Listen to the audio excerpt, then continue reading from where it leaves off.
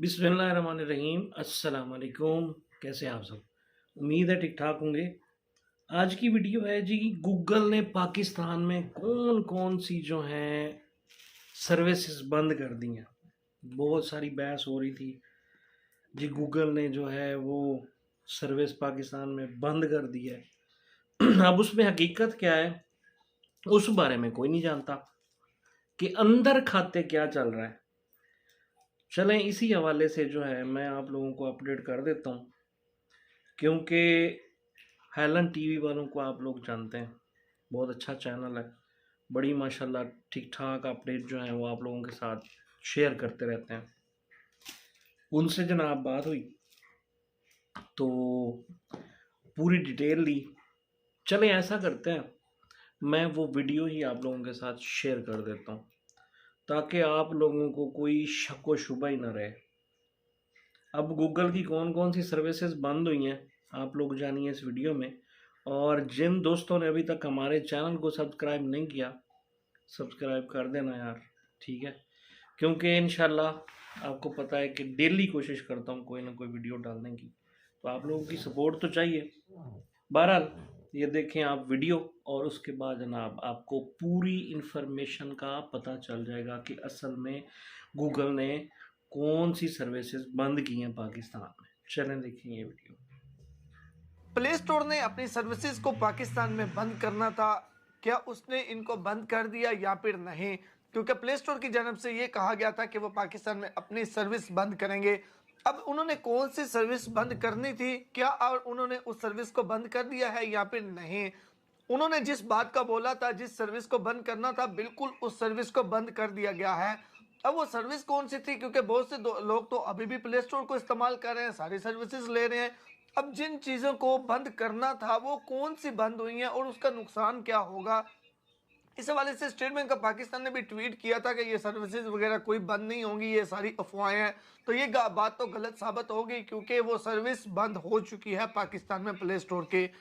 अब ये कौन सी सर्विस है? प्ले स्टोर की जितनी एप्लीकेशंस बिल्कुल फ्री थी वो तो पहले ही फ्री थी, उनको पहले भी हम फ्री में इस्तेमाल कर रहे थे एप्लीकेशन को डाउनलोड करके, और अभी भी फ्री में उनको डाउनलोड करके इस्तेमाल कर रहे हैं।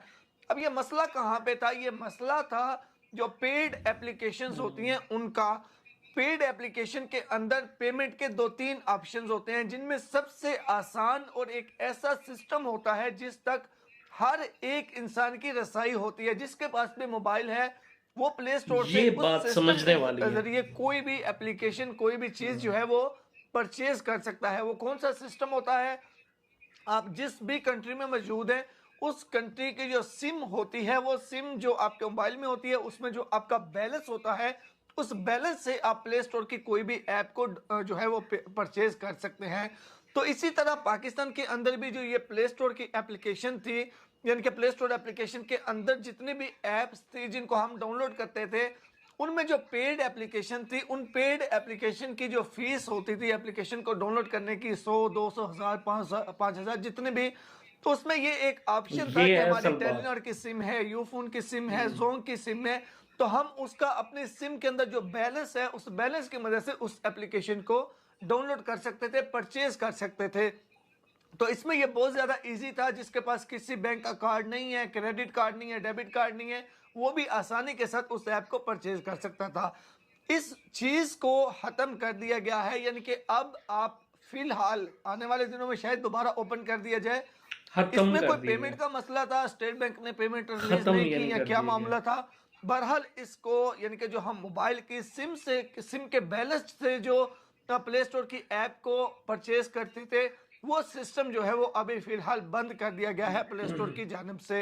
अभी भी अगर आप स्टार्ट करेंगे, अपनी किसी ऐप को परचेज करने की कोशिश करेंगे, तो आप अपने बैलेंस के साथ, चाहे वो टेलीनॉर हैज होंगे, किसी भी सिम के बैलेंस के साथ आप उनको परचेज नहीं कर सकते। दूसरा ऑप्शन अभी भी आपके पास है, आप किसी बैंक के क्रेडिट कार्ड, डेबिट कार्ड की मदद से अगर परचेज करना चाहते हैं तो वो आप कर सकते हैं, लेकिन बैलेंस के साथ परचेज करना फिलहाल पॉसिबल नहीं होगा।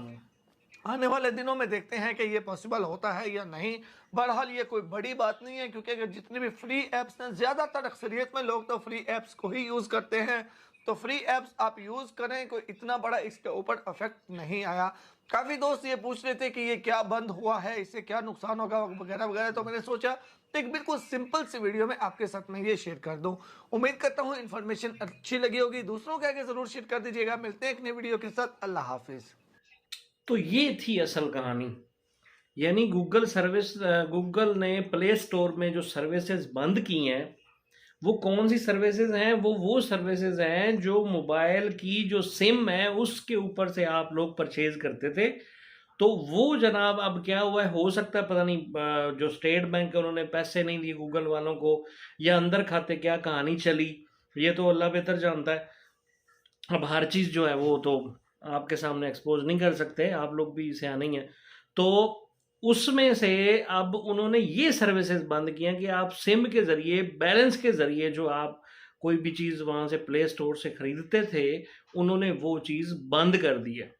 अब आप जो है अगर कोई परचेज करना चाहता है कोई भी ऐसी ऐप जो पैसों से मिलती है, तो आप क्रेडिट कार्ड के ज़रिए ख़रीद सकते हैं, या जो मास्टर कार्ड है, डेबिट कार्ड है, उसके ज़रिए से ये ऑप्शन जो है पाकिस्तान वालों के मौजूद है। तो आप ऐसे जो हैं वो कोई भी पेड एप्लीकेशन जो है ख़रीदना चाहते हैं तो वैसे ख़रीद सकते हैं।